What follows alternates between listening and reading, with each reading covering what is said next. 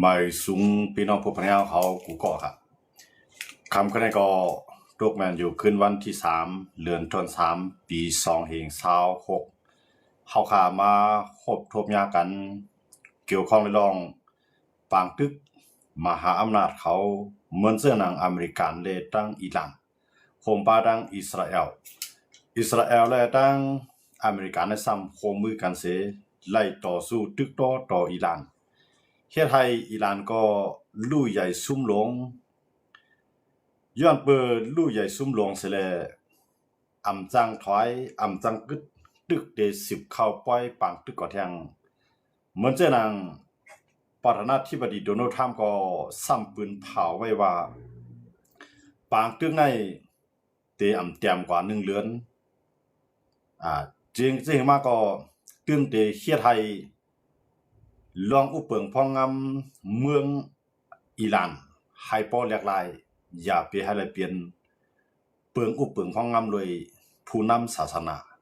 อันในอเมริกันเขาตั้งเป้าหมายอันสูงสุดไว้ครับเนาะย้อนเมื่อปังเตือนให้ไปสร้างกึดยึดไรซ้ำเปลี่ยนเจ้าของน้ำมันอันใหญ่ลงไว้เปลี่ยนหมาย3ของกำพาอิหร่านเนี่ยก็ในเหลือเสียในเมืองอิหร่านอันเปลี่ยนหมาย3ของกำพาอย่างนั้นอันส่งออกน้ำมันก็ในเสียนตังอันตาได้โตต่างกว่าหลายๆเมืองผ่านที่เฮาว่าลัดผ่านพื้นที่ปางลายฮอมุดเขาว่าซ่องแคบฮามุดเนาะที่ปางลายฮอมุดในอิหร่านซ้ำส่งแห้งซึกเข้ากับยึดไว้ยาวมังสุนย้อนนั่นแหละน้ำมันในก็กายใหญ่คันลงมาที่ว่าเหมือนจะหนังก็ในเฮาขามาด้วยเนี่ยที่เฮาขาเอาข่าวต่างเมืองมาล้านในแค่ให้คนเมืองใต้เฮาก็ดีคนใต้ครับกูดีๆก็ดีในเจออันสนใจข่าววันการเมืองซื่อนั่นแหละให้พอจังฮู้คือตันเงาลายกับปานวันมื้อเดียวเนี่ยเปลี่ยนกับปานอันติไลเก็บเงินไว้ดีๆอย่าไปชิบจ่ายด้วยอำจำเป็นเหมือนจะนั่งปล่อยสังร้องเนี่ยปล่อยหลูปล่อยต้านอันที่เสียงเงินนำเนี่ยอันจะให้ใต้เฮาเงืองเวไว้โจข้าวเฮ็ดอยู่เลยว่านั่นล่ะในย้อนตัวหมักข้าวเต้าน้ำกายใหญ่ตีกายใหญ่คันลงครับก็ได้เพราะว่าหมักข้าวเต้าน้ำกายใหญ่คันลงในมันจะน่ะเข้ากับขาดก็กาคันมันได้เพิ่มขึ้นแท้ย้อนไปทางนั้นในย้อนกูสิกลองเพราะว่าการต่อส่งมันกาคันสูงมาย้อนไปทางไล่ใจตื้นล่างนำในการต่อส่งฮะเนาะมันจะนั่งน้ำมันในมือในมือว่าได้เข้าไปบ่ตกใจกันมือในใครตกใจกันเนี่ยน้ำมันเมืองไทยในสังเกตว่าเอาเข้ามาหลายอันมีไว้ในเมืองไทยเนี่ยได้ใจได้แทงบ่60วันไว้เนี่ยก็ปองว่าแทง2เดือนนะย้อนนั่นแหละหรือเสนาเอาในน้ำมันในมือเหลือในว่าได้เป็นปตทในปังจักในBT เนี่ยออกมาแล้วว่าตีขึ้นน้ำมันมือเหลือในเขาว่าตีขึ้นในนับตั้งแต่มือพุกในตีขึ้น1ลิตรในขึ้นเป็น4บาทนะว่าเฮาอยู่กูแทงสังว่าเฮาซื้ออยู่มือกูบอกคันเนาะกูว่าใน1ลิตรในเฮาว่า30นั่นแหละเฮาว่าตกแทงคันเนาะก็ในมันได้เป็น34บาทต่อ1ลิตรเฮาขึ้นมาด้วยขาวมือค้ำให้ติขึ้นแทง1ลิตรใน35ติขึ้น1ลิตรใน5บาทนี่เพราะว่าตอนนั้นได้ขึ้นกามันบ่กันอย่างนั้นในก้นในอ่อนกันสร้างน้ำมันไว้ทั้งหลายอันเป็นจอมแดนดินที่ได้ว่าได้เป็นไทยไม่ทรายในไทยมีห้องซ้อนเนี่ยอันจับเดือนดินกูดีๆเนี่ยไล่แจนเที่ยวกันเซเขาซื้อน้ำมันเนี่ยกำไรภายตั้งปตทเขาออกมาปืนเผาว่าเผาเตรียมแล้วใส่ไว้ในกี่วันหมายถึงว่าใส่ในขวดในเตาในเตรียมไรพวกเฮ็ดฉะนั้นมันก็มันได้เอาปุ้งตาลำมือเอาปุ้งสั่งสิ่งมาเก็บไว้ที่ได้เติมสร้างใส่ในลวดไผ่ลวดมันไว้เนี่ยเตรียมไรใส่ในกี่วันเตรียมไรใส่ในขวดในเตาอันในหันจังเลี้ยงอย่าว่ามันมีลองทุกเตื้ออันในคนเมืองใต้เฮาก็ลีคนซื้อคือได้เขาก็อย่างนึงให้เรียบเพี้ยนตรงไหนเนาะมันจะมือกลางวันเขาเอามาไล่สดกำนึงว่าให้พี่น้องคนเมืองใต้เฮาเติมน้ำมันสร้างน้ำมันเขาได้คัดเติมมาจากเดี๋ยวมือคำซื้อมันกันนะเตรียมปึ๊กอย่างนั้นเลยต้องว่าเพราะว่ามันขึ้นมาในเฮาเงินจ่ายเฮานั้นมันได้สูงขึ้นนะมันได้สูงขึ้นก็ในมันจะหลังใต้เฮาค่าซำแม่นพ้องเดือน4ได้เข้าเดือน5กว่าจะในปีนังการจ่ายน้ำแห้งน่ะมันก็ได้ทางเฮ็ดสังรองในที่ซื้อเงินทางนั้นเขาว่าสังรอง1ป้าเนี่ยเตรียมกว่า7-8 หมื่นต่อถึง1แสนต่อ1ป้าอันนั้นเงินเท่าไหร่มันได้ สังเกตว่ามันเกิดขึ้นมาเป็นปัญหามาในเฮามันใจว่านใจเมืองเฮาให้เอากูจื้อกูลองเฮาเลยสิกินหมดทำมีแต่ใครลอกหน้าเอาใส่สิกินหมักข้าวเต้าน้ำจังได๋กาคำมันได้สังสูงมาอันเปิ้นว่ามันก็วิกฤตเป็นโอกาสในเพราะว่ามันมีลองศึกษามามันก็เอาขยามดีขึ้นกาคู่ของกินยำขึ้นกาห้องกาฮอเนี่ยกานำกับไผเนี่ยย้อนอะไรต้องว่าอันจังได๋มันจังตุ้มตื้อดอกเนาะแต่ว่าอันมื้อเหลือในคนเมืองใต้เฮาก็ลีสื่อสารใต้ครับก็อย่างเนี่ยให้ห่างแฮนไว้ตรงในให้คือตันนั่นขนาดเนาะซึ่งหาเนี่ยน้ำมันในมันจังนั้นลาวในคนเมืองไทยเนี่ยใครส่งมันลาวก็การลงปองซึ่งสว่าซึ่งมากก็เฮาถนนได้ส่งมาลาวเนี่ยเป็นอุลีของเฮาลาวในเฮาก็เลยซื้อไผเขาใครส่งมันเนาะก็การใครส่งมันลาวไว้เตให้ลาวในส่งมันเขมรเนี่ยนะน้ำมันนะครับย้อนว่าสังเลยอ่อนกันเก็บน้ำมันไว้ในเอากลับอันบ่เหลือในพวกมีน้ำมันมันเคยจังเหตุการณ์เนาะคั่นน่ะเนาะมันเคยจังเหตุการณ์เนาะลูกกาอีดอ่อนก็ลวดลูกกาอีดอ่อนก็ลวดมันใจน้ำมันทีเดียวน้ำมันลวดน้ำมันก้านนะครับนะเอามาที่ไทยให้ไทยสวนในไทยหน้าเนี่ยที่ทางเสียมว่าขาดน้ำมันไหลกำในผู้เลือกุ้นกำนำในอันเฮ็ดไทยเฮ็ดหน้าเกาหลีเฮ็ดการกินย่ำเกาหลีกว่ามาอยู่กูว่าในเกาหลีอันเรียนนิวเซนต้าในเกาหลีเนี่ยมันเป็นใจน้ำมันกันทั้งนั้นเนาะใจน้ำมันเฮ็ดการเนาะใจน้ำมันเฮ็ดการกำในน้ำมันในอันเป็นปืนตีใหญ่ๆมันอันเป็นโฮงแจ๊ดมันก็เขาว่านะโฮงแจ๊ดมันอันอยู่ที่ในซาอุเนาะซาอุดิอาระเบียเนี่ยที่ในอิหร่านในมังแบบเลี้ยวเนาะอันนั้นซุ่มนำได้เด้ครับที่นั่นที่ซาอุนี่ครับนะจังโฮงกันน้ำมันในดาที่เฮ็ดมาเป็นโฮงกันโฮงแจ๊ดนำใจง่ายเนาะใจเข้ายามหลายปีเมืองก็กะเผยเฮ็ดมากันมาแจ๊ดมาในต่อส่งออกมาในยาลูกเหลียวกับในอเมริกันก็ยาแบบน้ำมันของอิหร่านย้อนไปสั่งแล้วอเมริกันยาไปแล้วเนี่ยโกอิหร่านในมีน้ำมันเครื่องบินเนอร์โกอิหร่านนั้นมีน้ำมันรถถังกาตึกอเมริกันในก็มังแบบน้ำมันของอิหร่านกำลังอิหร่านนี่ก็ขึ้นมังแบบน้ำมันจอมเมืองหิมะมันอยู่จำมันเลยนะมาซาอุเนี่ยมา UAE เนี่ยกาตาร์เนี่ยจอร์แดนเนี่ยหายไปแท้ใช่ไหมเพราะว่ามังแบบน้ำมันเนี่ยมีรถก็มันต้องพูดเรียกกันนึงเนี่ยมันจังกว่ามันมีน้ำมันแต่ว่ากำลังอันเจ็ดทองมันก็ยากแล้วแบบกำลังอันขุดจ่ออันขุดออกมาแต่บางหลายคนอเมริกันก็ทุบแบบของอิหร่านแต่ว่าก็ในเหมือนเจ้าหนังยูเครนเขารัสเซียเขามังกันเนี่ยก็ยูเครนก็มังเป็นน้ำมันรัสเซียต้องนำรัสเซียก็มังเป็นน้ำมันยูเครนต้องนำแต่ว่าน้ำมันเนี่ยมันหายได้กว่าน้ำหน่อยเอาละแต่ว่าให้ในเฉลี่ยก็ในน้ำมันเนี่ยใครพอใจกันอ่อนกันเก็บน้ำมันครับก็เนี่ยแต่ว่าเจ้าเมืองไทยเนี่ยแต่ว่าเขาได้เขาคัดล่ามไว้อันที่เขามีอยู่ในมือเขาหมดเลยในอันที่ไปนับป้าทีเดียวเอาน้ำเขามาตัดดินน้ำเขามาใครคันใจเอานะฮะเนาะตัดเดียวเขามาต่างมือก็แม่นคิดว่าอันสำรองมันเนี่ยตีไรใจแดงว่า60 วัน60 วันก็ปองว่า3 เดือนเอา2 เดือนในครั้ง2 เดือนในเขาได้ให้มันพอใจให้ไรก็กะพวกปังตึกในยืดยาวกว่าเดือนนั้นได้เมืองไทยก็มีน้ำมันใจนะเพราะว่ามันสามารถยาวกว่าเลย2 เดือนก็กะประธานาธิบดีโดนัลด์ทรัมป์ซั่นว่าปังตึกอันใน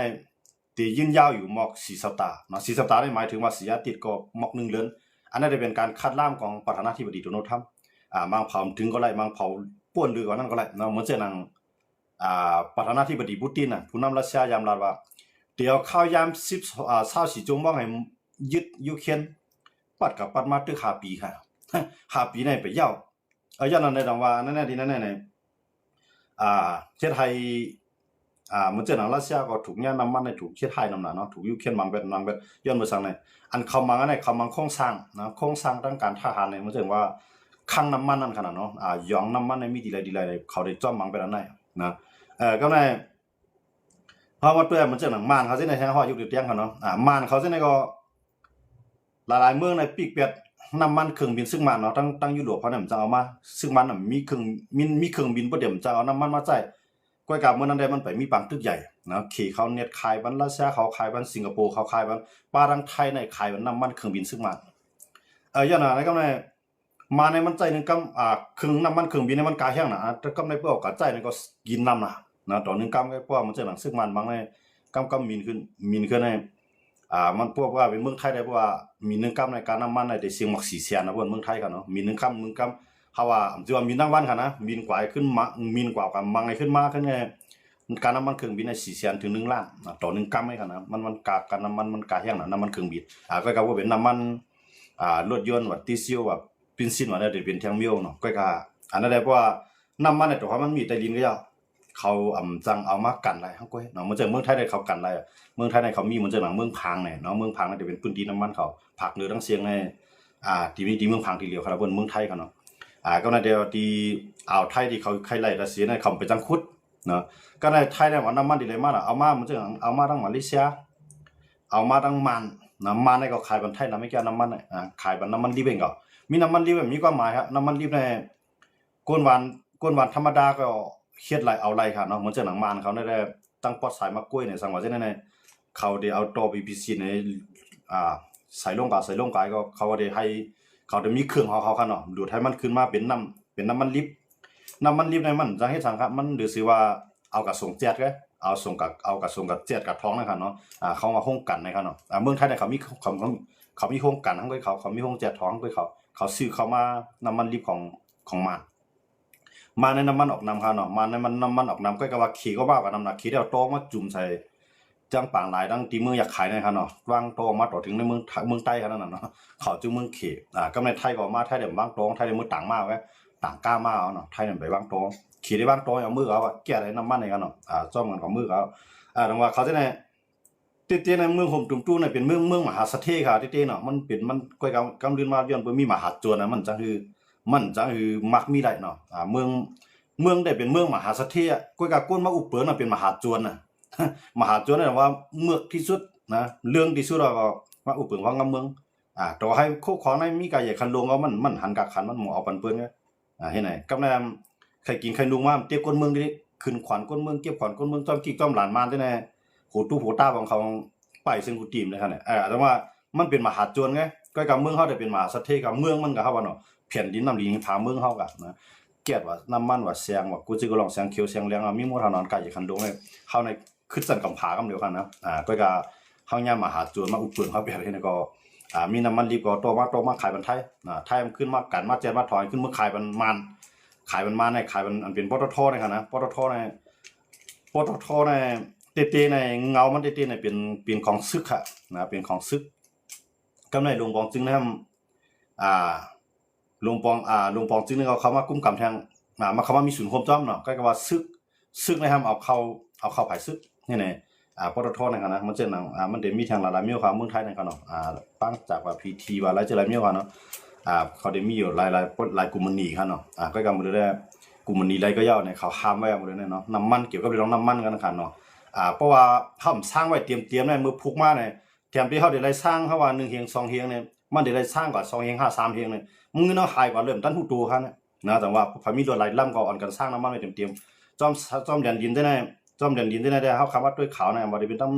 งเมียวตีเนี่ยเมียวตีจะมีสอดจังหวัดตากนะครับเนาะต้องสายเนี่ยต้องมีสายเนี่ยยาก็ต้องสายมีเฮาซ้อนเนี่ยอันจับแดนดินกุฏิเนี่ยจุ่มอยู่กองกลางเกาหลีเขาเนียมาซื้อไว้นะกวนเมืองเกาหลีเนียมาซื้อไว้กำไรตาเดกวนในเมืองไทยเนี่ยตาเดก็ซื้อน้ำมันเนี่ยไล่แจ่มแถวกันเพื่อดันไต่เอาเฮ็ดพาลงเมืองค่ะนะเฮ็ดหมุนเจ้าลงเมืองค่ะเนาะแจ่มแถวกันเข้าก่อนที่ไล่น้ำจะง่ายกันเนาะอันนั้นได้พวกพี่น้องเขาไปเลยสร้างไว้น้ำมันเนี่ยให้สร้างไว้สร้างไว้ก็มันจะยอมเขาดูนะมันจึงว่าเงินเขาก็แถมดีๆเดี๋ยวไล่เสียงน้ำเขาก็เก็บไว้พองกันเนาะอันนี้ก็เป็นเงาลายอันนึงนะแต่ว่าน้ำมันในลำรองที่สุดในญี่ปุ่นเขาค่ะเนี่ยกวางอะไรต้องสร้างเอามาเลยนะกะขี่ทั้งขี่ก้ากว่าขนาดมาเลยได้ขนาดแล้วเขาก็กินนั่งอาหารที่นั่นไว้ห้องน้ำมีไก่เนาะห้องส้มมีไก่เนาะในห้องขี้มีไก่เนาะในขี่ก้าแทงขนาดนะตรงว่าย้อนไปจังได๋ตรงว่ามื้อเดือนนั้นมันเอาน้ำมันเฮ็ดตีนเฮาขนาดนะเอาก้าเฮ็ดตีนเฮาขนาดเอาก้าวมาลวดทำเนาะลวดเครื่องเนาะมันเป็นตีนเป็นมือเฮาน่ะตรงว่ากำไรพวกลวดเครื่องได้เพิ่นปั่นใส่กี่ร้อนแล้วในคำบ่เลยนะเบิ่งกูเฮาก็ซื้อมาไว้เก็บไว้ให้มันเพิ่นก็กูมากวมนั่นแหละซื้อหาเนาะปานะมื้อนั้นเขาปืนผาเมืองไกลนะครับเนาะอันเป็นปตทเขาว่าปังจากเขาว่าPT เขาว่าเนาะปืนเผาออกมาเป็นทางการว่าที่อำไรเอากี่ร้อนเนี่ยก็สร้างน้ำมันมาไว้พวกใส่พวกรถเครื่องก็เตรียมในรถเครื่องก็ยาวพวกรถยนต์ก็เตรียมในรถยนต์ก็ยาวอย่าไปว่ากูบอกได้ของเฮาใครใส่ก็ใส่ในเตาเฮาเดียวก็ใส่รถกันนั่นน่ะใส่ในขวดเฮาเดียวก็ใส่รถกันได้เนี่ยมันกูบอกให้นั่นไรครับเนาะมื้อหลายวันพุ่นมาครับเนาะก็ว่ามันอันดับตั้งแต่มื้อในมื้อพุกก็ยาวเนาะตั้งแต่มื้อพุกก็ได้เรียบที่เก็บน้ำมันให้นั่นมาไว้หลายอย่างในครับเนาะอันนี้ก็ย้อนไปทางไหนก็เมืองไทยเนี่ยเขาก็ไม่ใจนะเมืองไทยเนี่ยก็เขาใจกล้านำแห้งหนาล่าเนาะกล้าเขาเนี่ยมันนำแห้งหนาล่าก็ใจน้ำมันนำแห้งหนานะว่าเพราะใจตา2เลือนเนี่ยครับสังเกตว่าปังตึกเนี่ยมันขึ้นครับนะที่ดีหลานเนี่ยเพราะว่าปังตึกเนี่ยมันใหญ่ขึ้นนี่ครับรู้หมดแล้วนะอิหร่านอิสราเอลเนี่ยตั้งอเมริกันเนี่ยใหญ่ขึ้นนี่อิหร่านก็ว่ากันเนี่ยอิหร่านถ้าว่าเฮาติดต่อถึงแห้งเฮาบ่สุดเชิงเนี่ยหนังให้เฮามีเนาะติดต่อสู้เต็มที่เนี่ยอเมริกันโดนัลด์ทรัมป์มันจะนั่ง อันเป็นตะไปตามใจโดนัลด์ทรัมป์ก็เขาว่าเนาะอันเป็นพิกเฮกเชดเขาในอันที่เป็นกระทรวงสงครามเขาว่ากระทรวงสงครามเนาะเฮ็ดอะไรโดนัลด์ทรัมป์เนี่ยมันมาตั้งเหมือนตั้งในเพิ่นเฮาว่ากระทรวงกลาโหมในกันในเพิ่นไทยว่ากระทรวงกลาโหมฝ่ายป้องกันศึกในกันเนาะเพราะว่าที่ในว่าใต้แล้วเนาะก็ในเขาสามารถปิ่นจื้อน่ะอเมริกันน่ะก่อนเขาได้หั่งก่อนเขาได้สร้างปังก่อนเขาได้เปิดปังตึกในเขามาปิ่นจื้อกระทรวงกลาโหมเนี่ยเป็นกระทรวงสงครามปองว่าเปลี่ยนผู้ป้องกันปางตึกแนวเขาดูก่อนเขาเฮ็ดในกันนะผู้ป้องกันปางตึกในเขาใส่จื้อเพคเซตเนาะอันนั้นหมอในก็ให้น่ะเนาะไล่รัดไล่จากว่าเนี่ยโดนัลด์ทรัมป์หมดอ่ะโดนัลด์ทรัมป์ว่าดีก็ดีโดนัลด์ทรัมป์ว่าดีก็มันดีเอากันเนี่ยโดนัลด์ทรัมป์หมดกันเนาะเพคเซตก็ได้มาลูโปอย่างนั้นซึ่งก็ลูโก้ลูบิโอนะฮะซึ่งก็ใครว่ายาวไว้กันเนาะซึ่งฝรั่งนะครับนะก็ในหมอในก็ซ้ำเป็นพ้องต่างเมืองบอกว่าเขาสั่งก็ในมันกันแนวตั้งเดียวกันดีๆพ้องต่างเมืองพ้องต่างนอกเมืองนะครับน้องถึงว่าเมืองไหนอเมริกันเด้จริงๆในก็ในได้ปืนเผาครับเนาะก็ในรูบิโอเนี่ยก็พร้อมตาได้สร้างปังตึกเฮาว่าหางเฮียนไว้ตอนตาครับตาได้เป็นปังตึกข้าวยานั่นครับนะเต้ๆเนี่ยสามารถเปลี่ยนรายได้อเมริกันใครตึกตาใครเย้าก็ให้ปีก็อิหร่านยอมน่ะเพื่อกับอิหร่านทำว่าตัวกาเขายังมีสึกเอานะเขาได้ต่อสู้ให้ถึงที่สุดมันว่าในเวลาเขาลงมันยอมเอาขนาดนะมันยอมเอากำไรขี่เขารัสเซียเขาสมว่าเขาได้จ่ายอิหร่านเต็มที่เนี่ยนะขี่ก็สมว่าในเขาลงนะก็ไม่รัสเซียเขาว่าเขาได้จ่ายอิหร่านเต็มที่ย้อนไปอิหร่านในเห็นอุ้ยดีเฮาเนี่ยเขาได้จ่ายเต็มที่นั่นที่ว่าเขาได้ทั้งซื้อเขามาจ่ายเนาะนะมันเดียวเครื่องกลางมาจ่ายในขี่ก็เครื่องกลางมาจ่ายในสายรับสายข่าวในกูจื้อกูร้องงานเนาะซึกได้เต็มจังมากครับว่าซึกมาเพื่อซึกขี่มามันก็ซึกรัสเซียมาเนี่ยมันเปลี่ยนปังตึกลุมพาปกำ3กำ4น่ะได้เต็มจังมาสังว่ามากก็โดนัลด์ทรัมป์เนี่ยมันส่วนเนาะนะโดนัลด์ทรัมป์เนี่ยอายุมันเจ้าก็ใหญ่อ่ะใครใส่ด้วยว่าสีจิ้นผิงแก้มไกลนะมันจะเป็นคือไว้มันใครว่าในขณะโดนัลด์ทรัมป์เนี่ยมันก็ใครตามด้วยนะครับเนาะเป็นที่มากก็ยามันก็โดนัลด์ทรัมป์ก็ว่ามีไผมาขวางมันไหลมันว่าจังได๋ครับลุงเพราะมันมีไผมาขวางมันไหลเนี่ยอันที่มาขวางมีขี่น่ะมีขี่ในรัสเซียเพราะเขาจะได้คำพัดใจแห้งซึ่งมากก็บอกว่าลาดละลายแกปองซะโดนัลด์ทรัมป์เนี่ยพร้อมได้มังเต็มที่ในขนาดนั้นยาวก็อิสราเอลนะครับตื่นปานให้โดนัลด์ทรัมป์ได้ถอยมาเลยนะก็ในสื่อข่าวCNN เนี่ยก็กระทำอันเป็นจอมพ่อหลวงเป็นจะมีเนทันยาฮูผู้นำเมืองอิสราเอลนั่นกันนะอิสราเอลเนี่ยลักเฮียงเลยอิสราเอลเนี่ยลักอเมริกันเข้าบังตึกล่ะเนี่ยก็ไม่เป็นจะมีเนทันยาฮูเนี่ยตั้งไข่โคอีดีได้ยุ่มอีดีเลยก็ลาดว่ามันจะเข้าจันเข้ามาบังตึกกันแน่มันเป็นประธานาธิบดีโดนัลด์ทรัมป์มีป้ายว่นอันคึกแคมสิเลยตึกก็เรียกมาเนี่ยว่ามันเกี่ยวข้องซ้ำเฮาในห้องว่านะเต้ๆมันได้มันเป็นแผนการอิสราเอลนั่นแหละเป็นแผนการอิสราเอลให้อิหร่านนะให้อเมริกันในอะไรเข้าบังตึกซ้อมมันนั่นน่ะเต้ๆนะพวกมันเด็กอ่ะมันก็เรียวมันก็ซ้ำเป้นะต่อให้เป้ก็มันก็ใครลือสังเอาอิสราเอลก็นะก็ในพวกอเมริกันในเข้ามาเนี่ยอิสราเอลได้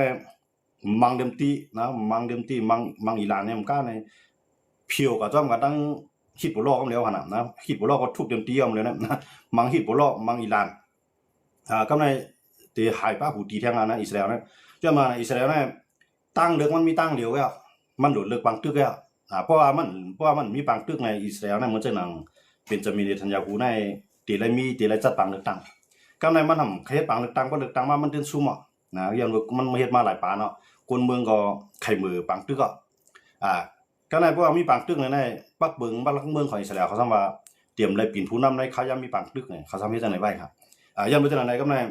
เพราะว่าปุปังตึกในมันจะเปลี่ยนผู้นำมันก็หลุดเลือกไปเส้นตั้งอันที่ไรเข้าปังตึกนั่นน่ะมันก็ข้ออ้างจังอิหร่านในเอาข้ออ้างเดียวกันนะอิหร่านในที่เฮ็ดนิวเคลียร์อิหร่านในมีนิวเคลียร์ที่เฮ็ดนิวเคลียร์เฮาหลุยาไปแล้ววันไหนก็เอาลองได้กันกำในอิหร่านในก็มันซ้ำมียังอันที่เฮ็ดเตนะมันก็มียังอันที่เฮ็ดเตคัดใจเตมันก็ย่อมปานให้เพิ่นมาจัดซิเนาะกำในอิหร่านในจังซี่เนี่ยอิสราเอลซ้ำว่าอิหร่านในเพราะว่ามันมีนิวเคลียร์เมื่อไหร่มันเอานิวเคลียร์มันได้กับปันเมืองโอ้ยดีของมันจังได๋๋เหมือนจังนั้นปันหามาดเขาเนี่ยปันฮิตบุลอเขาเนี่ยปันฮูตีเขาเนี่ยเขาจังนั้นจือผู้นำจึงเมืองก้อยก็เขามีตับซึกนับโอเชียนมันเพราะว่าขีปนาวุธก็ดีนิวเคลียร์ก็ดีกว่าตกใส่ในมือจังนั้นน่ะ มันเป็นเพศดอกเฮาเนี่ยอิสราเอลซะมันอิสราเอลว่ามันชื่อว่าเพศดอกเฮาไว้มันเป็นเพศตอนตามเมืองหิมหอมจังได๋เนี่ย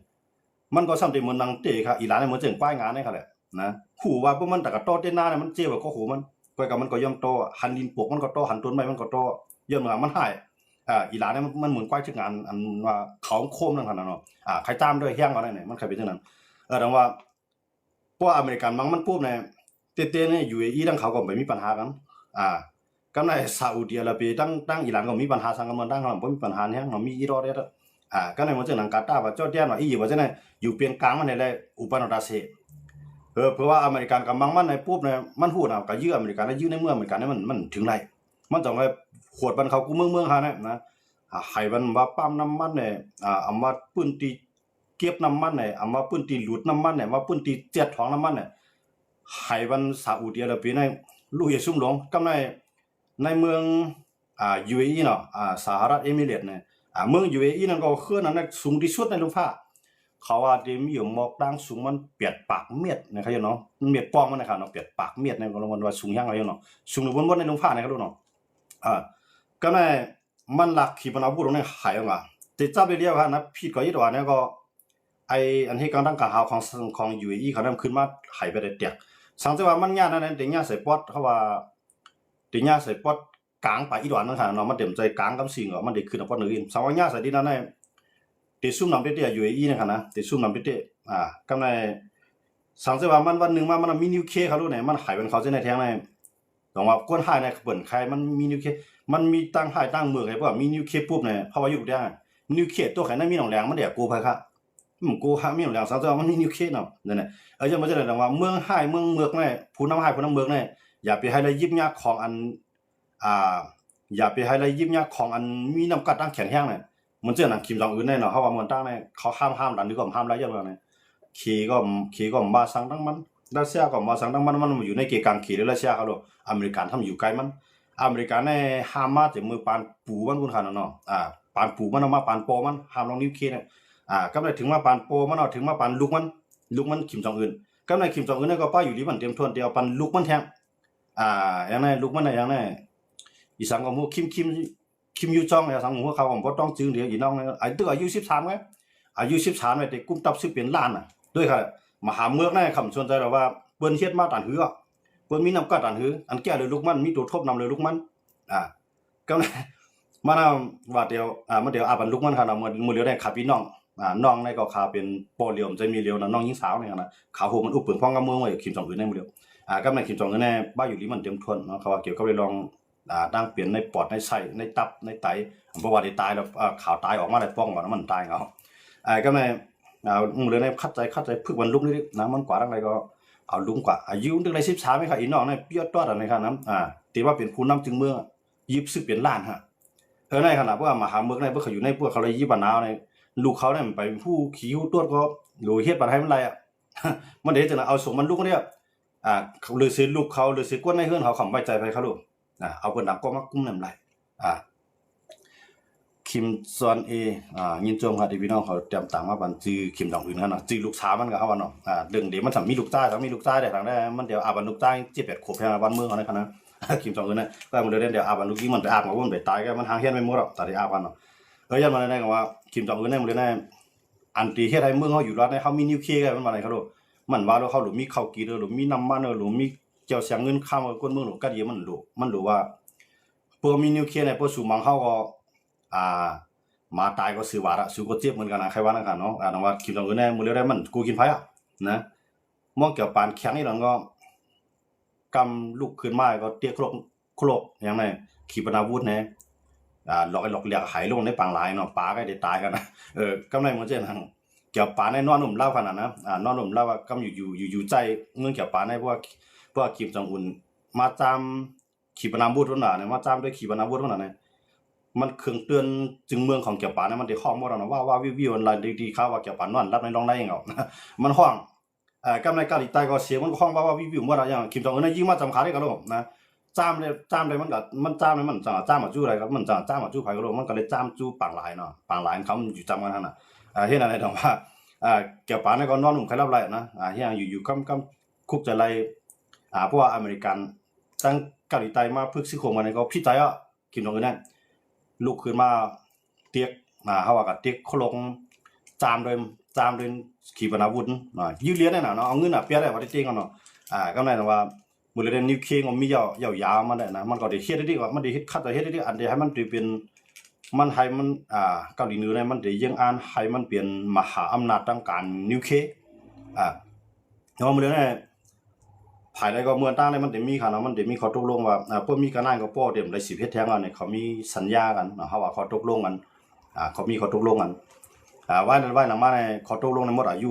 นะอันอเมริกาได้ตั้งรัสเซียเขาโหมันนั้นหมดอายุก็อันข้อตกลงนั้นเขาได้ไว้ค่าหลาย10ปีเนี่ยมันถึงขยันนั่นนี่ก็หมดก็ก็ในรัสเซียก็วางแผนได้คึงนิว